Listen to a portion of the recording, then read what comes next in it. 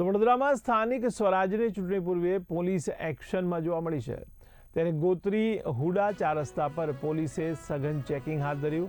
તો ACP RD કવા અને પીઆઈ ગાયત્રી રાજપૂતના નેતૃત્વમાં પોલીસ કર્મીઓએ શંકાસ્પદ વાહનોની તપાસ હાથ ધરી।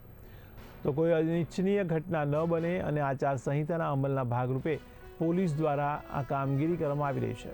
ત્યારે માદક દ્રવ્યો, ગેરકાયદે રોકડ રકમ કે હથિયારોની હેરફેર રોકવા માટે પોલીસે તપાસ હાથ ધરી છે। કોર્પોરેશનની તેમજ પંચાયતની ચૂંટણી સંદર્ભે સઘન વાહન ચેકિંગ કરવા માટેની માનનીય પોલીસ કમિશનર સાહેબ તરફથી સખત સૂચના થઈ આવેલ છે।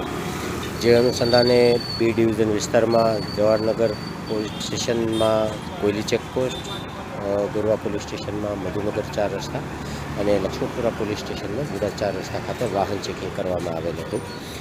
લક્ષ્મીપુરા પોલીસ સ્ટેશનની સમગ્ર ટીમ દ્વારા વાહન ચેકિંગ દરમિયાન 185(1) 207(1) તેમજ ઈ મેમાં આપવામાં આવેલ છે।